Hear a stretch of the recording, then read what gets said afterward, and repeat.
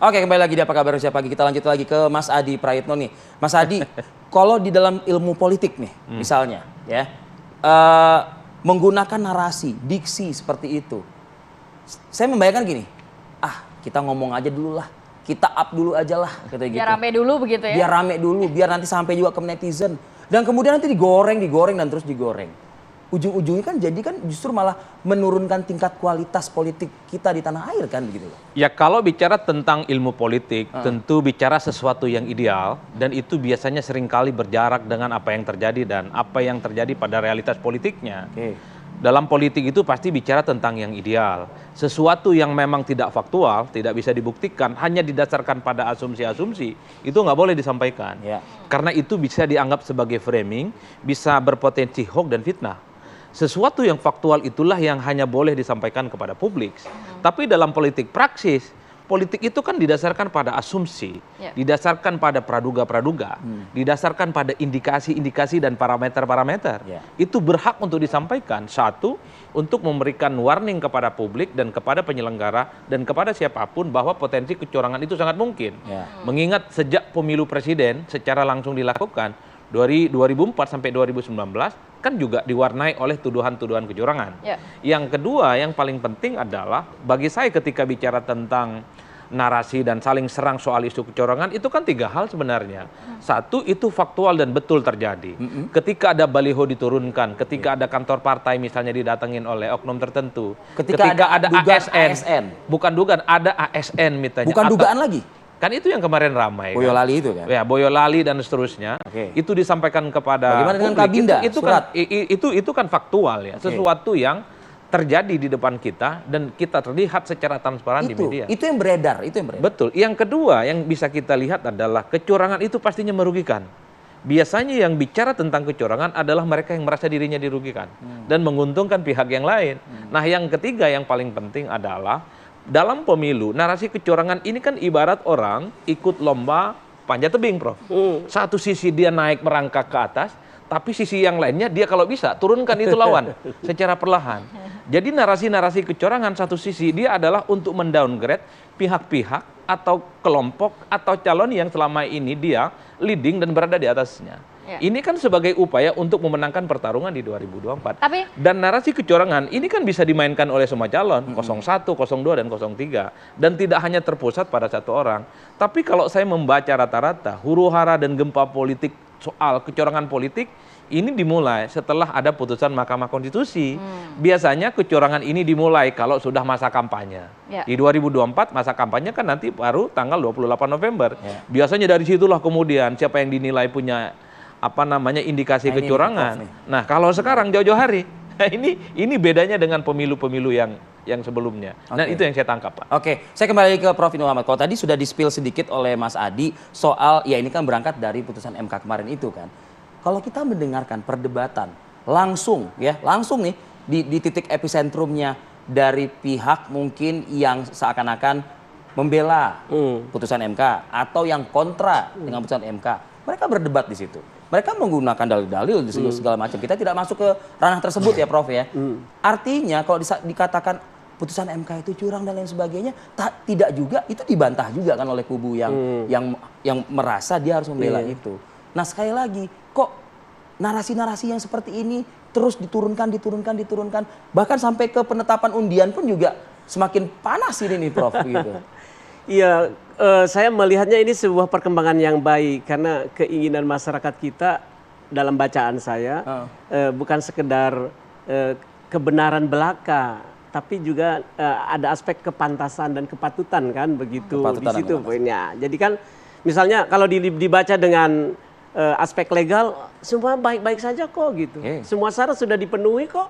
Ngapain diperdebatkan? Tapi orang kan juga berpikir kan, melihat, menganalisis dengan ilmu yang dimilikinya. Tapi ada yang tidak pantas di sini kan gitu. Dan ini berarti soal rasa? Bukan soal rasa, tapi ada rujukannya. Misalnya menurut acuan ini tidak pantas dong kejadian seperti ini. Rujukan seperti ini juga tidak pantas. Jadi saya melihat ini perkembangan yang baik sebetulnya bagi masyarakat. Masyarakat makin cerdas justru. Jadi tidak menilai begitu saja. Dan ingat loh, ini kan pemilihan yang terbuka ya. Mas Arief bisa lihat, kalau ada pemilihan komisioner saja, setelah terpilih masih suka diumumkan ke publik untuk dikasih masukan kan, diminta masukan. Ini calon udah diumumkan, pasti orang nyari itu jejak digital lah, obrolan-obrolan. Jadi mencari calon komisioner aja, orang kan diminta itu tadi, rekam jejak itu, silakan beri masukan. Itu kan ada yang ngasih informasi yang negatif, ada yang black barangkali, ada yang positif di situ. Panitia yang mengolahnya, akhirnya diputuskan dari sekian calon ini yang menang, ini yang tidak bisa diterima kan begitu. Apalagi ini pemilihan presiden yang terbuka, semua rakyat bisa. Sudah ditetapkan? Udah ditetapkan, udah uji publiknya udah terjadi nih. Tinggal diputuskan nanti di bilik pencoblosan berdasarkan black information, negative information, dan positive information. Saya pilih yang ini deh, gitu nanti kan. Jadi sebenarnya sah-sah saja begitu. Tapi tadi menarik pernyataannya Mas Adi, di mana dikatakan di tahun-tahun sebelumnya kan biasanya sudah masuk masa kampanye. Ini kok nampaknya belum mulai aja udah banyak isu-isu atau indikasi kecurangan begitu Mas Adi. Kalau kita berbicara mendengarkan pernyataan dari masing-masing paslon, ada yang mengatakan ini fiksi, bukan fakta begitu ya. Bagaimana cara membuktikannya kecurangan itu dan skupnya kecurangan itu seperti apa? Banyak mengatakan juga ini masih pelanggaran kok biasa terjadi, bukan kecurangan yang bersifat masif. Bagi saya ada fakta yang tidak dituntaskan setuntas-tuntasnya. Bahwa ada baliho salah satu calon diturunkan ya. Tapi ini kan tidak dituntaskan. Dilaporkan ke Bawaslu. Harusnya di mana seperti apa Mas? Harusnya dilaporkan. Kalau ada merasa pihak yang dirugikan, laporkan. Kalau ada partai politik dan pihak tertentu yang merasa terintimidasi misalnya, harus diungkap, laporkan. Saya yakin sudah dilaporkan Mas Adi. Dan itu faktual kan. Ada ASN misalnya terindikasi digiring untuk mendukung salah satu calon. Itu faktual, videonya ada dan disampaikan melalui media-media mainstream. Itu juga tidak dilakukan sebagai bentuk investigasi sebuah kecurangan. Bagi saya itu bukan indikasi, bukan lagi tanda-tanda. Karena publik sudah melihat secara terbuka. Kalau sudah media mainstream, media sosial, semua elit bicara tentang fakta itu adalah kebenaran. Tinggal diuji apakah sesuatu yang dianggap melanggar itu, dia salah, dia valid ataupun tidak. Ujungnya di Bawaslu tentu saja. Cuman kan problemnya, di antara sekian begitu banyak narasi-narasi kecurangan, nyaris tak ada pihak yang mau memperkarakan itu sampai tuntas. Padahal kalau kita mengacu pada undang-undang pemilu ya, bahwa ketika ada indikasi kecurangan, misalnya, kalau ada aparatus negara itu tidak netral, itu pidana loh. Masuk penjara dan denda dengan sejumlah uang, bahkan mencopot atribut salah satu kontestan dan partai tertentu juga pidana. Itu adalah sesuatu yang menurut saya bukan main-main, bukan hanya sebatas hore-hore narasi isu untuk mendowngrade salah satu calon, tapi itu pelanggaran. Baliho itu ada dananya, baliho itu ada ongkosnya. Itulah yang saya kira bahwa kalau saya boleh berharap, daripada saling tuding siapa yang melakukan kecurangan, hal-hal yang dianggap fakta itu terjadi, laporkan sampai tuntas.